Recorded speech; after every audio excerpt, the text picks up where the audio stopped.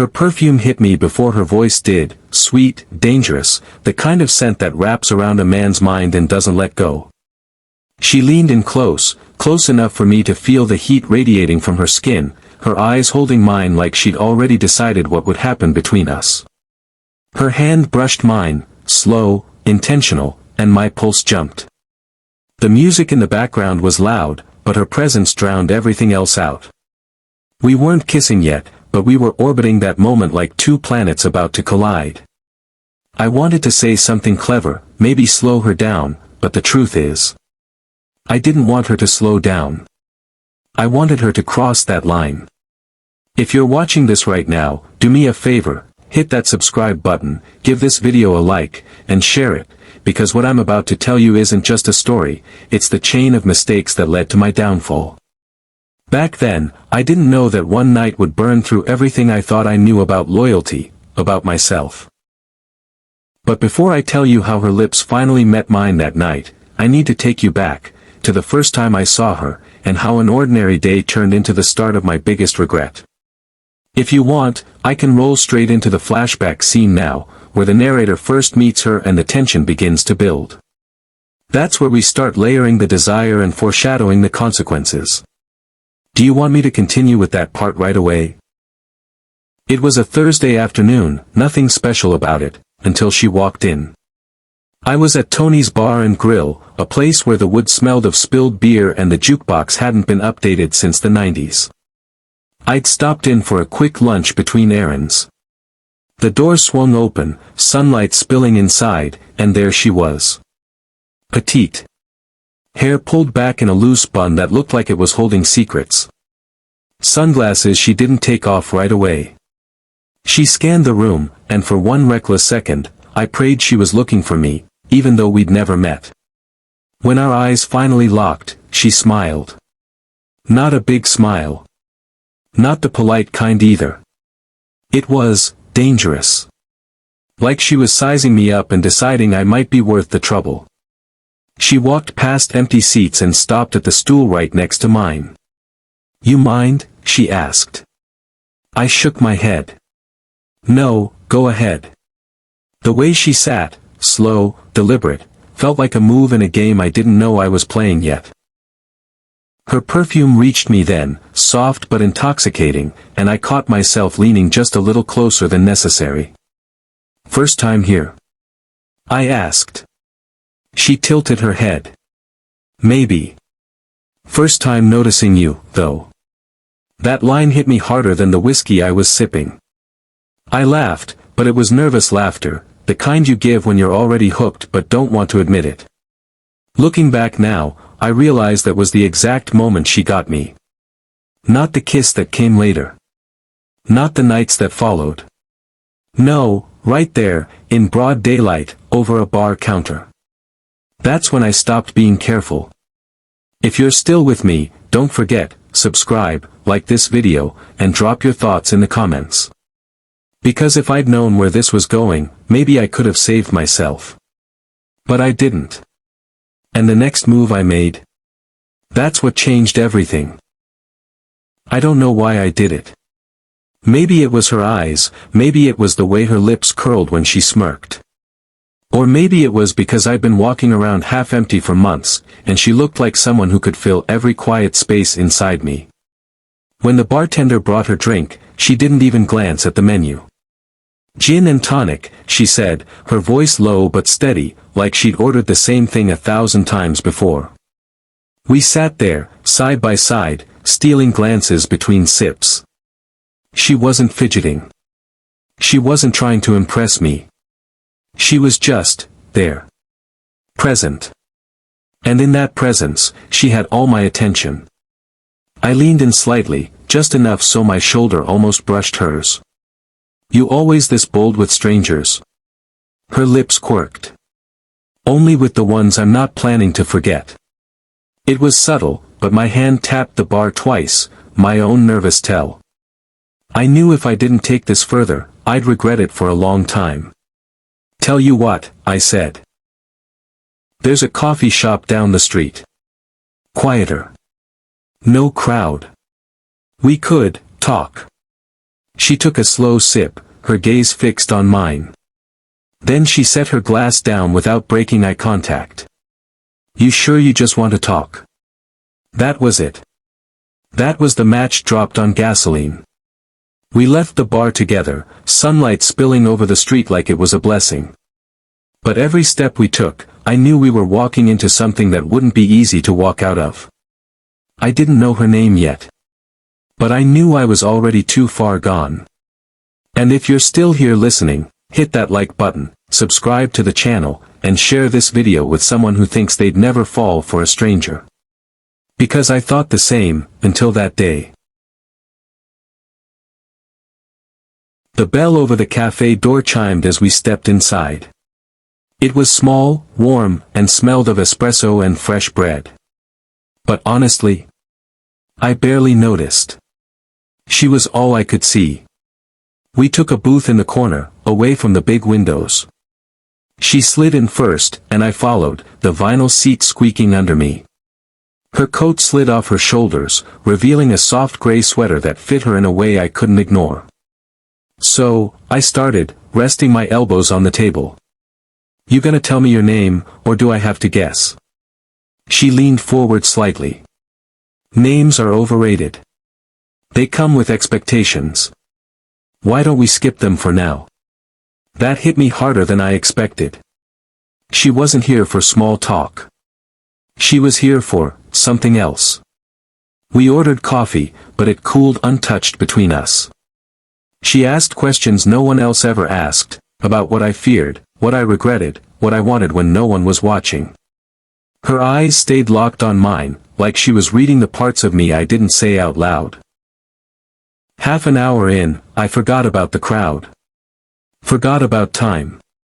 Forgot about the part of me that used to be careful. Then it happened. Her hand slid across the table, her fingers brushing mine. A small thing, but it sent a jolt straight through me. I didn't pull away. I couldn't. She didn't smile this time. She just whispered, "I think we should leave." I didn't ask where. I didn't care. We walked out together, the air cooler than before, but my pulse was running hot. Every step away from that cafe felt like crossing into a place I wouldn't be able to come back from. And somewhere deep down, I knew I didn't want to. If you're still here, don't just listen, hit that like button, subscribe, and share this story. Because you never know when your quick coffee might turn into your biggest mistake. We didn't talk much at first. The street was quiet, the evening sun dipping low, painting the buildings gold. She walked just ahead of me, her hair catching the light, her pace steady but unhurried, like she knew I'd follow no matter what. Halfway down the block, she glanced over her shoulder. "Are you nervous?" I let out a short laugh. "Should I be?" "That depends," she said, her lips curving slightly. "On how far you're willing to go with me." Those words settled heavy in the air between us. I didn't answer. Didn't need to. She saw it in my face. We passed a row of brownstones before she stopped in front of one with a small iron gate. She unlocked it without hesitation, motioning for me to follow. Inside, the hallway smelled faintly of jasmine and old wood. She led me upstairs, her heels tapping softly against the steps. Every sound echoed in my chest like a countdown. Her apartment was small, but warm. Plants on the windowsill, a few framed photographs on the wall, and a record player humming softly in the corner. She tossed her coat over a chair and turned to me. "Still no name?" I asked, stepping in. She shook her head. "Names make it real. Let's just keep this between us." The way she said it, I knew she wasn't talking about a single evening. We stood there for a moment, neither moving, the music filling the space. Then she closed the gap between us, her hands resting lightly on my chest. My breath caught, not because of what she was doing, but because I knew in that instant. I wasn't walking out the same man who walked in. Her voice was low, almost a whisper. "You can leave now, or you can stay and let this ruin you." And God help me, I stayed. If you're hooked now, hit that like button, subscribe, and share, because from here, this story only gets deeper, messier, and a lot harder to forget. The door clicked shut behind me, sealing the choice I'd just made. She didn't rush. Instead, she walked toward the small table by the window, poured 2 glasses of red wine, and slid one across to me. To bad decisions, she said with a sly smile. I raised my glass. To not regretting them. We drank, and I swear the wine burned slower than usual, like it wanted me to feel every drop. She leaned against the table, studying me. Not my clothes, not my face, but my hesitation. You're not used to this, she said. I'm not used to someone like you, I admitted. Her smile deepened. Then let me teach you. The way she said it, it wasn't just an offer, it was a promise. She reached for the record player and switched the song. A slower track filled the room, one of those old ones where the lyrics feel like confessions. She took my hand and placed it on her waist. My pulse jumped. This isn't just fun for me, she murmured. It's escape. Something in her tone made me realize. This wasn't only about attraction. She was running from something, and I was about to become part of her hiding place. Minutes stretched. The space between us dissolved until there was no space at all. Every movement, every look was deliberate, but there was something dangerous in it, like she was daring me to see how far I could fall. Halfway through, she pulled back, just enough to look me in the eyes. You know this can't leave these walls. I know, I said. But the truth was, part of me wanted to shout it to the world. She pressed a finger to my lips. No names. No promises. Just this. And I let it happen. I let her happen. But here's the thing about crossing a line, you don't get to control where it leads. And the moment I stepped out of that apartment later that night, I already felt it, the start of something I wouldn't be able to walk away from. If you're still with me now, make sure you like, share, and subscribe, because what comes next isn't just messy. It's the kind of messy that can ruin lives. You'd think one night with her would have been enough. It wasn't. Days after leaving that apartment, her face still haunted me. I'd catch myself staring at the phone, wondering if calling her would break whatever fragile deal we'd made. No names. No promises. But the truth? I was already past promises. I was hooked. When she finally texted, same place. Tomorrow. 9 p.m. I didn't even pretend to hesitate. The second time was worse, or better. I'm still not sure. She greeted me at the door barefoot, hair down, wearing nothing but a loose sweater that hung off one shoulder. The air felt thicker, heavier. It was no longer curiosity pulling me in, it was possession. We didn't waste time with wine or dancing. She took my face in her hands, and there was urgency this time, almost desperation. I needed you, she whispered like it was a confession. And in that moment, I believed her. I believed everything she let me believe. But somewhere in between her lips and the sheets, I saw it. A shadow in her eyes. Something she wasn't saying. Something that belonged to another man, the man whose name I'd never hear but whose existence kept her a stranger, no matter how close I got. When it was over, she lay on her back, staring at the ceiling. We can't keep doing this, she said. But the way her hand stayed on mine told me we would. Weeks passed. Each meeting felt like an addiction I couldn't hide.